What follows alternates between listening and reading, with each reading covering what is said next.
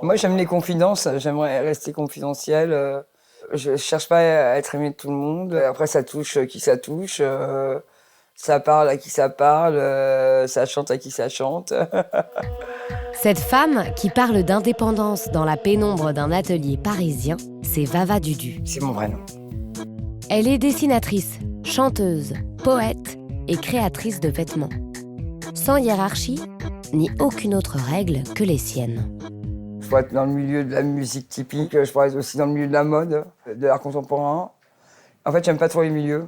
Je préfère les extrêmes. Pour la suivre, il faut se hisser sur le podium du dernier défilé haute couture de la maison Courrèges, ou descendre au tréfonds de l'underground où se produit son groupe La Chatte.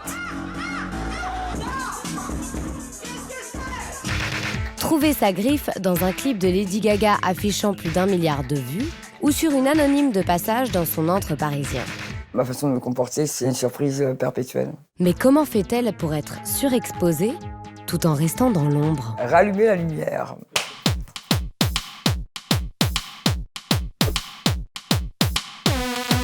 Moi, je dis souvent, je sens que j'ai une vision, mais je me sens pas intellectuel, mais je suis quand même quelqu'un de visionnaire. Enfin, je peux ressentir que demain, on aura envie de ça. On a envie de bleu en ce moment, je pense. De rouge aussi, de noir. Je sens ça. Le rouge et le noir, ce sont les couleurs qu'elle choisit le jour de notre rencontre pour repeindre Paris à son image. De Barbès où elle est née à Montmartre où elle travaille, le 18e arrondissement agit sur elle comme un aimant. Moi, je voyage quand même pas mal. Et quand tu prends un RER de Roissy ou d'Orly, tu te retrouves là dans ce mélange. C'est magnifique. En fait, ce que j'aime bien dans les touristes là, qui sont ici, c'est qu'il y a beaucoup de familles. Hein. Les gens qui viennent à Montmartre aussi, ils viennent aussi parce qu'ils s'aiment. C'est tellement romantique. Après, il y a des troupeaux aussi. Hein. Il y a des gens qui sont des moutons. Marcher avec le troupeau, très peu pour Vava.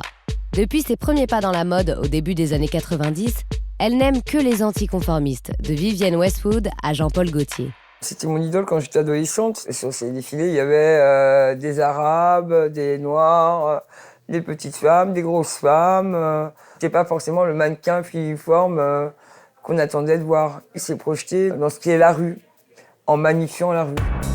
En 97, Vava tape dans l'œil de son modèle, qui l'invite à travailler sur sa première collection haute couture.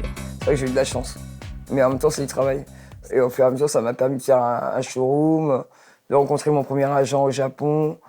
Voilà, travailler. Et puis à un moment, pétage de câble. Vava, la visionnaire, se réveille.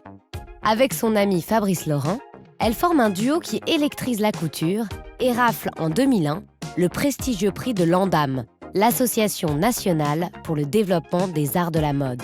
Qu'on ait pu faire ça avec Fabrice Laurent à une certaine époque, c'était très valorisant pour nous parce qu'on a fait tout avec 3 bouts de ficelle. Tout est arrivé par notre volonté et notre excitation. De Laetitia Casta à Peaches jusqu'à Lady Gaga, tout le monde veut un morceau de Vava. Mais tout le monde n'y a pas droit.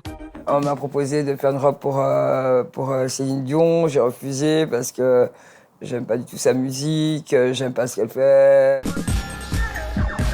La musique, c'est son groupe électropunk La Chatte, fondé en 2003 avec le plasticien Stéphane Argilet et le guitariste Nicolu. Bah, si tu tapes La Chatte sur YouTube, c'est sûr que tu vas pas forcément nous trouver facilement. Voilà.